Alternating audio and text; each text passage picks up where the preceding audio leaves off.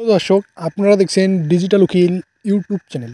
Civic ভলেন্টিয়ারদের জন্য বড় ঘোষণা করলেন রাজ্যের মুখ্যমন্ত্রী মমতা বন্দ্যোপাধ্যায়। সিভিক ভলেন্টিয়ারদের বেতন বৃদ্ধি করলেন, তার সঙ্গে সঙ্গে তাদের বোনাস অর্থাৎ অ্যাড অন বোনাস অর্থাৎ দুর্গাপূজা এবং ঈদ উপলক্ষে তাদের অ্যাড অন বোনাস 5,300 টাকা করে বোনাস দেওয়া হবে, তা বড় ঘোষণা করলেন রাজ্যের মুখ্যমন্ত্রী মমতা বন্দ্যোপাধ্যায়। অর্থাৎ সিভিক ভলেন্টিয়ারদের জন্য 5,300 টাকা করে অ্যাড অন বোনাস অর্থাৎ দুর্গাপূজা এবং ঈদের বোনাস দেওয়া হবে। এবং কলকাতা পুলিশ আগে পেত 5,300 টাকায় এবং রাজ্য সিভিক পুলিশ পেতেন 2,000 টাকা।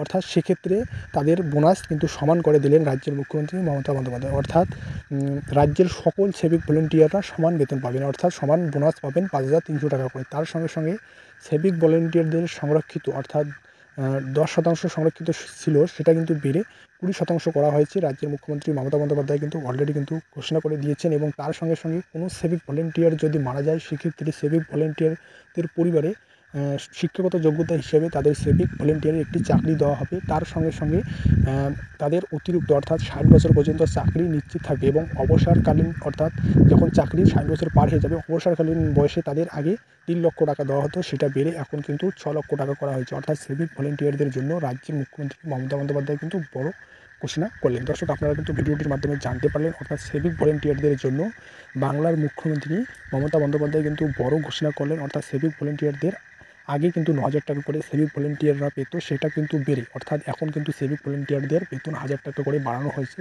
রাজ্যের মুখ্যমন্ত্রী মমতা বন্দ্যোপাধ্যায় কিন্তু বড় ঘোষণা করেছেন, অর্থাৎ 9,000 প্লাস 1,000 টোটালি কিন্তু 10,000 টাকা করে মাসিক বেতন পাবে। অর্থাৎ আপনারা জানতে পারলেন সিভিক ভলেন্টিয়ারদের কিন্তু মাসিক বেতন কিন্তু হতে চলেছে 10,000 টাকা।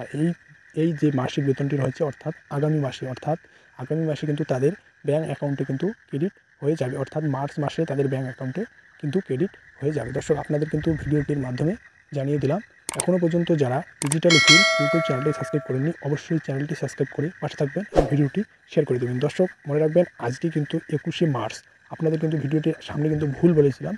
এপ্রিল মাসে কিন্তু তাদের ব্যাঙ্ক অ্যাকাউন্টে কিন্তু যে 1,000 টাকা বানানো হয়েছে সিভিকদের, তাদের ব্যাঙ্ক অ্যাকাউন্টে কিন্তু ঢুকে যাবে। অর্থাৎ আজকে 21 তারিখ, 21/3/2024। অর্থাৎ যখন এপ্রিল মাস আসবে, অর্থাৎ এপ্রিল মাসের 1 তারিখ থেকে 7 তারিখের মধ্যে কিন্তু সিভিক ভলেন্টিয়ারদের ব্যাঙ্কে কিন্তু টাকা ঢোকে। সেক্ষেত্রে কিন্তু 1 তারিখেই অনেকেই কিন্তু সিভিক ভলেন্টিয়ার টাকা কিন্তু 10,000 টাকা পেয়ে যাবেন।